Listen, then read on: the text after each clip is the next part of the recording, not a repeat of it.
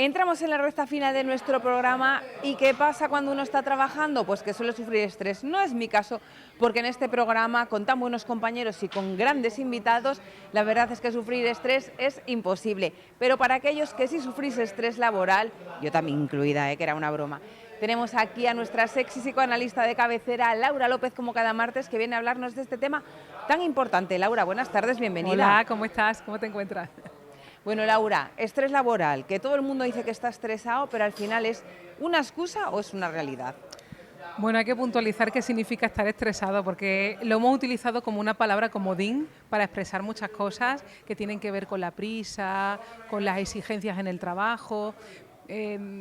Digamos que hay un uso un poco familiarizado de esa palabra, que es para expresar que a veces nos sentimos mal o que tenemos un problema puntual o que estamos nerviosos porque hay algo importante que nos implica. Pero claro, estrés es otra cosa, ¿no? Estrés no es exactamente una enfermedad, sino un conjunto de síntomas, ¿no?, que hablan más bien de la angustia, de cómo la persona reacciona ante su realidad. Porque claro, en el trabajo tenemos que tener en cuenta que bueno, muchas veces hay situaciones, en una sociedad justa el trabajo debe ser un don, pero vemos que estamos en sociedades injustas y claro, muchas veces el trabajo, hay relaciones de sometimiento, luego hay presión, hay exigencia, más allá a lo mejor de lo que conlleva la realidad.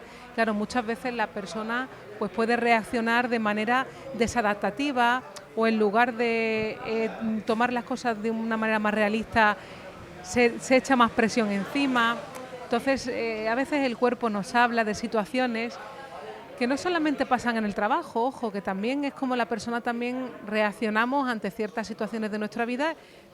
Y claro, yo creo que lo principal es no tolerar la incertidumbre, porque cuando uno no tolera la incertidumbre, idealiza las cosas, intenta tener una visión del futuro cuando es imposible, cuando hay que vivir en el presente, con los pies a la altura de los pies, y eso me parece muy importante.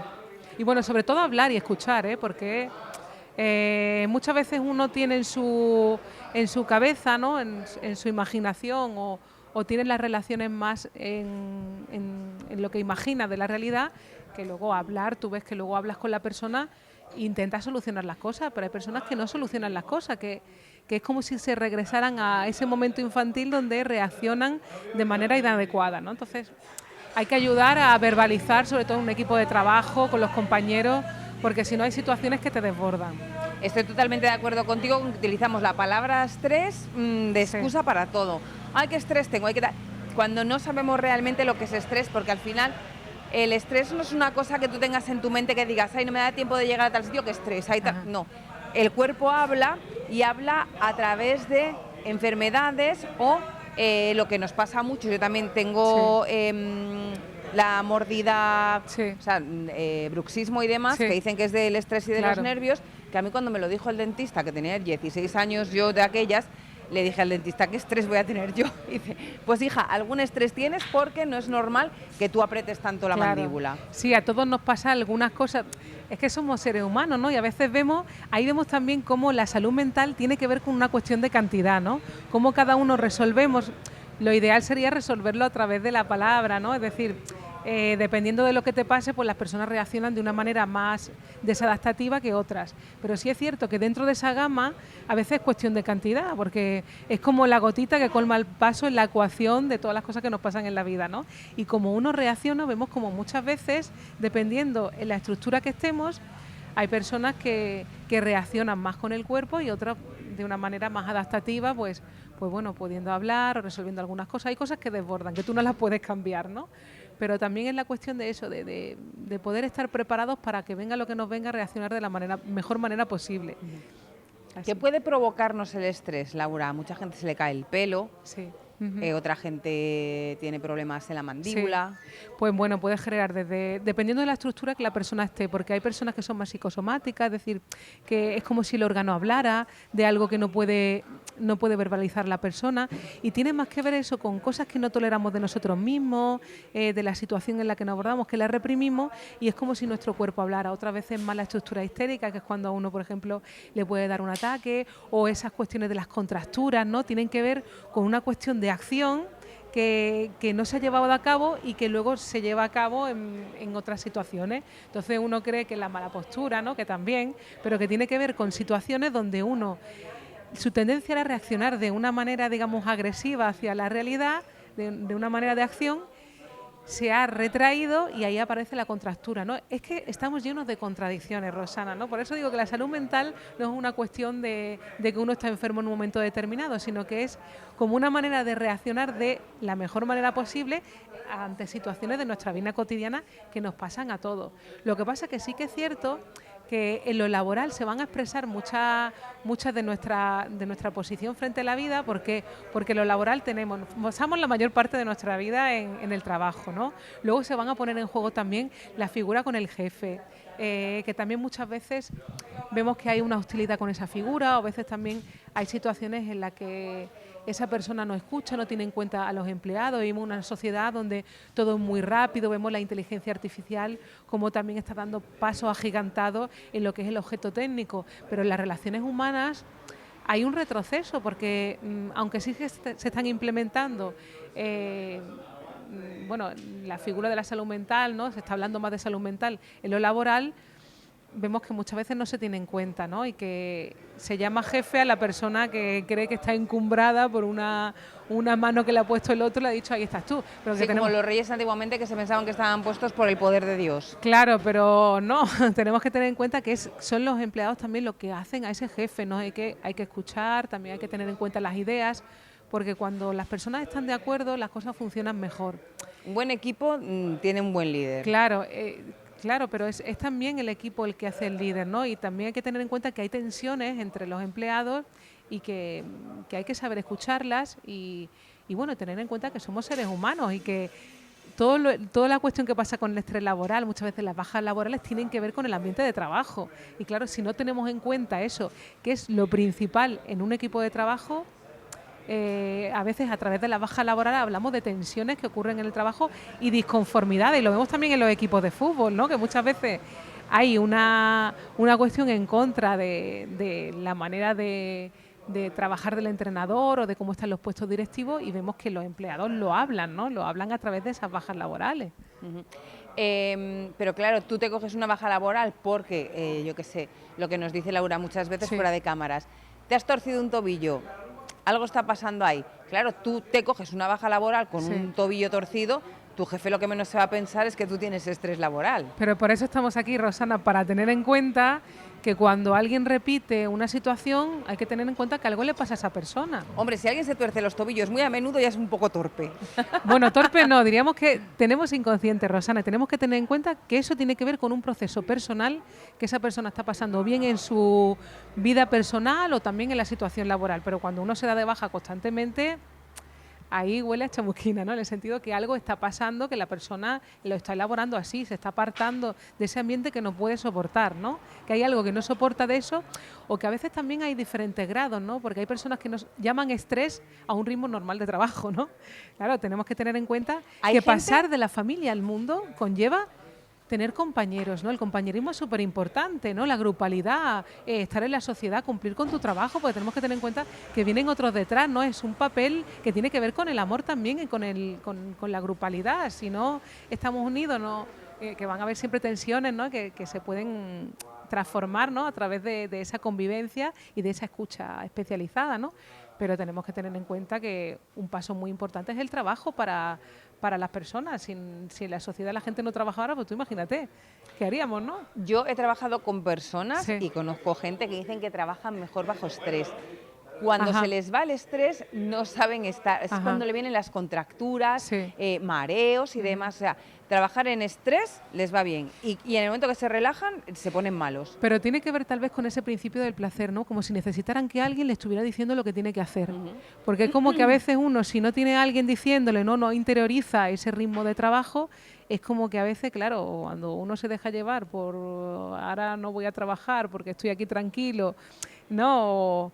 O hay situaciones en las que no se implica, pues claro, todo ese torrente de energía que teníamos puesto en el trabajo a veces cae en uno mismo y claro, muchas personas se enferman incluso después de la jubilación porque no tienen un cauce para toda esa energía psíquica que en todas las personas se genera, ¿no?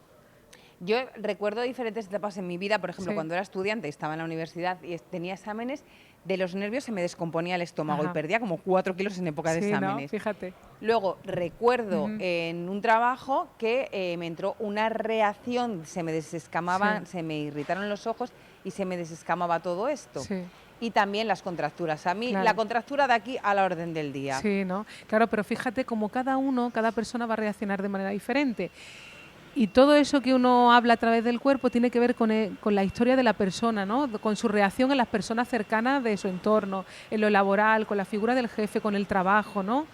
A veces también hay que tener en cuenta la realidad, porque una cosa es que tu jefe te exija tal cosa y otra cosa es que no tenga en cuenta que en la realidad tú puedes llegar hasta aquí, ¿no? Entonces cada uno tiene que aprender a hablar, a verbalizar, a dar cuenta de cuáles son Bueno, pero que sus no siempre, capacidades, ¿no? no siempre el jefe es el culpable, también Ajá. tienes compañeros que te hacen la vida Sí. un poco menos llevadera, Claro, por claro. no decir imposible. Claro, a veces que es difícil la convivencia en lo laboral cuando tienes compañeros que ves que son más narcisistas, no colaboran, que parece que están como o que independientes. están mal ellos y están contaminando al resto del equipo. Claro, pero estar mal por ellos también denota un egoísmo, ¿no? Porque también si uno está mal, no repercute solamente sobre ti, sino con todos los demás. Porque claro, si hay que cubrir una función y una persona siempre está enferma, o es como si hablara de un egoísmo, ¿no? Como que no podemos tener en cuenta a esa persona para unirnos en esa tarea. Entonces, claro, a través de esas situaciones se hablan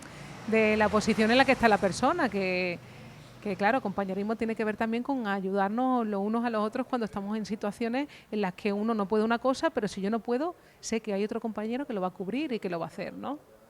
Laura, ¿cómo se diferencia un ataque de ansiedad real de uno inventado? Por Ajá. ejemplo, hay mucha gente que sabemos que se busca las bajas, ¿no?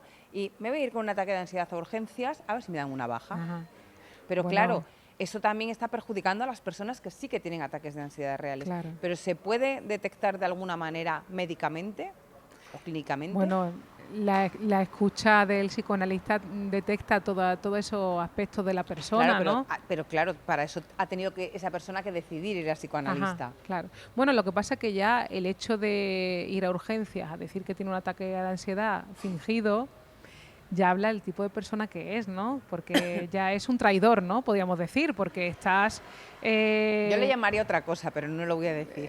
una persona un poco más egocéntrica, ¿no? Más infantil, podríamos decir, porque, claro, las situaciones hay que afrontarlas. Y si tú te inventas algo para evadir la tarea, para escaquearte, ¿no? Por así decirlo, estás hablando de que eres una persona mentirosa y que eres una persona que eres un traidor, que lo que quieres estar es en ese principio del placer y que no tienes en cuenta la cadena humana, lo social, el trabajo, ¿no? Primero es ayudarte a hablar, a afrontar la vida, porque hacernos adultos tiene que ver con las cuestiones que vengan a nuestra vida, afrontarlas y ponernos en el centro de la cuestión, ¿no? Porque sin trabajar no se puede estar, pero habrá que ver qué le pasa a uno con el trabajo y el uso que hace de eso, ¿no? Estás también encima ocupando un lugar en un servicio médico, inventándote algo, que claro que también estás utilizando algo que otras personas realmente necesitan. Entonces, Laura, hay egoísmo, ¿no? Una vez que tú ya sabes que tienes ese problema, que eres consciente de que tienes estrés, voy a ir al profesional, pero es que no saco tiempo. Voy al profesional, pero es que me cuesta mucho dinero. Voy a ir al profesional, ¿qué pasa ahí? Bueno, son excusas, ¿no? Porque, claro, también tenemos que ¿Tienen miedo de lo que el profesional te diga o de lo que tú saques al profesional que no sabes ni que lo tienes dentro? Hay miedo también a transformarse, ¿no? Porque también tenemos que tener en cuenta que cuando una persona llega a ese grado de angustia, de ansiedad, también tenemos que tener en cuenta que no es algo mágico, ¿no? Que uno ha llegado a ese punto porque lleva una historia, un proceso de inadaptación a la realidad y de poder transformar la realidad que le toca. Y claro, es importante en ese sentido tener en cuenta que, bueno, que para poder resolver esa cuestión de la angustia tiene que ver también con poder trabajar durante un tiempo aspectos de la persona, que es cómo tolerar la incertidumbre, cómo afrontar situaciones de su día a día, la relación con los compañeros. Hay algo de sí mismo que huye a través de la angustia, ¿no? Es decir, que es como si su persona rechazara algo de sí mismo que no puede elaborarlo a través de su vida cotidiana. Entonces, como la enfermedad es como un refugio, algo que no puede afrontar. Entonces, es esencial tratarse, porque tratarse va a tener que ver con ayudar a transformar esa manera que tiene de reaccionar ante todos los aspectos de su vida. Y claro, la angustia es un tema muy interesante porque nos habla de que cuando nos toca estar donde tenemos que estar, a veces uno como si se refugiara en eso, como que hay una incapacidad para la incertidumbre, para construir el presente, porque está uno más pensando en el futuro, en esas ideas catastróficas del futuro, como que lo ve negro, etcétera, ¿no? Y entonces es estar en el presente y tener en cuenta que las cosas no son sin trabajo, que a veces uno tiene ideales o se compara con otros. Del cielo. No, claro, y a veces uno tiene ciertos ideales y cree que las cosas, que los demás no le pasan lo que a esa persona le pasa, ¿no? Entonces es importante, en la terapia lo que se le ayuda es a ponerse en el centro de la cuestión, ¿no? A toda esa energía que pierde en los síntomas, ¿no? En esa angustia vital, porque al fin y al cabo siempre tiene que ver con esa, lo hablamos en psicoanálisis, que es como la verdad de castración, que es como separarte de ese ideal y estar en el mundo, tener en cuenta que necesitamos a otras personas, que las cosas no son sin trabajo, que uno puede tener ideales pero nunca va a coincidir lo que piense con la realidad, ¿no? Aceptar, tolerar que en todos nosotros hay un crecimiento, aceptar nuestros errores, que no somos perfectos, que no nacimos ya hechos, sino que no es nuestra mamá que nos ha hecho perfectos, ¿no? Sino que vamos a necesitar de otras personas para crecer profesionalmente, que sin otros es imposible, que incluso en lo laboral lo vemos. Sin un grupo esa empresa no funciona, porque necesitamos de la grupalidad para crecer nosotros y para que la empresa también pueda dar sus frutos. Y para eso tenemos que tener en cuenta incluso la escalada de mandos y de hablar, conversar y establecer también en nosotros como también en la realidad, pues llevarnos de la mejor manera posible, ¿no? Y eso es aceptando también nuestros errores y que hay cosas de nosotros que aunque rechacemos están ahí, ¿no? Todos queremos ser muy buenos, pero luego llega la hora de la verdad, cuando estás en una relación laboral, por ejemplo, en una situación, vemos que hay hablamos de nuestro narcisismo, nuestro egoísmo, nuestros celos, nuestra envidia, ¿no? Y eso son la mayoría de los problemas que hay en la empresa, tienen que ver con lo afectivo, con lo emocional, con el narcisismo de las personas, con la dificultad de dar ese paso y unirnos para trabajar para un bien común, porque el amor realmente, Roxana, tiene que ver, fíjate qué definición más bonita, con dar lo que no tengo a quien no es. Es decir, a través del trabajo uno hace un puente, por ejemplo, y es donde uno se va a beneficiar de todo eso que la persona ha hecho sin saber a quién va a beneficiar, ¿no? Entonces eso tiene que ver con el amor, el trabajo, lo social tiene que ver con el amor. Laura, ¿hay alguna diferencia entre hombres y mujeres a la hora de quién sufre más estrés o indistintamente? Es indistinto, ¿no? Porque también tenemos que tener en cuenta que también en todos nosotros hay una posición masculina, una posición femenina, ¿no? Entonces, yo sí diría que hay cierta diferencia en los conflictos, ¿no? Porque la mujer es más, en esa posición femenina, es más de hablar, ¿no? Además que vemos en los conflictos bélicos, vemos que hay un... Que utilizamos el diálogo más, Sí, ¿no? Utilizamos más el diálogo, ¿no? En la posición masculina es más de ese ímpetu y esa dificultad de también de poder llegar a un acuerdo. Incluso hay libros, ¿no? Lisístrata no habla de un pasaje, ¿no? Es una historia que cuentan en la que había un pueblo en el que los hombres estaban constantemente en guerra y las mujeres se pusieron en huelga del amor, ¿no? Del sexo y del amor, y ahí consiguieron que se transformaran las cosas, ¿no? Es decir, que también hay una posición más al diálogo, la posición femenina, que tendría que tenerse en cuenta. Por eso es importante abogar por la diferencia, más que la igualdad, equipararnos, sino incluir la diferencia, que la diferencia nos enriquece. Incluir más el diálogo y la palabra y la escucha, ¿no? Que también en cada mujer va a ser diferente, ¿no? Que acceder a lo femenino también es un paso más para nuestro crecimiento humano, ¿no? Porque es una posición también. ¿La conciliación familiar también suele ser un tema que causa estrés en el ámbito laboral? Muchísimo.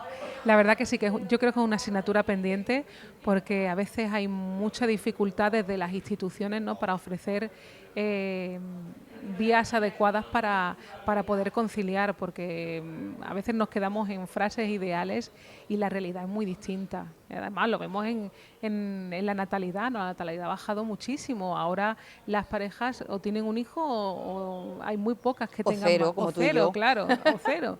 Porque también hay una dificultad tanto a nivel de la persona, ¿no? También tiene que ver con la especie, ¿no? Necesitamos que haya gente que hijos, tenga ¿no? instinto maternal y paternal, ¿no? Pero más que instinto... Bueno, que yo quieran diría, llevarlo a cabo, quiero decir. Claro, porque muchas veces uno es madre o padre, pero no se hace cargo realmente de esa situación familiar. A veces es como si fuera una cosa más egoísta, de una cosa más de reproducir la ideología familiar o de quedarse con los hijos, ¿no? También a los hijos no hay que meterse tanto en su crecimiento y ayudarlos a crecer. Y para ser padre o madre no hace falta tener hijos, ¿no? Porque también es necesario eso, es ayudar a otros a que crezcan, a que haya generaciones, ¿no? Para eso también es necesario los profesionales que realizan ese trabajo de ayudar que haya generaciones futuras y que se incluyan en esa cadena humana que es el trabajo. Es que sin el trabajo venimos a este mundo y ya están los hospitales, están las cadenas de televisión, ¿no?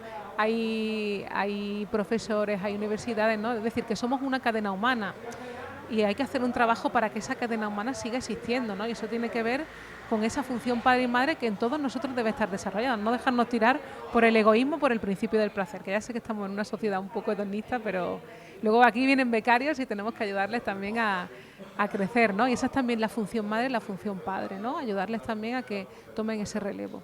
De hecho, Laura suele ser nuestra función madre, la primera entrevistada siempre por nuestros becarios, porque como ella conoce el programa de sobra, pues es con la primera siempre que los dejamos que se suelten haciendo entrevistas, porque si el becario se queda bloqueado, Laura sabe tirar para adelante. Además, como ya saben, ella tiene su programa Palabras para Vivir todos los lunes a las 10:30 de la noche, después de nosotros. Laura, ya para terminar, me gustaría saber...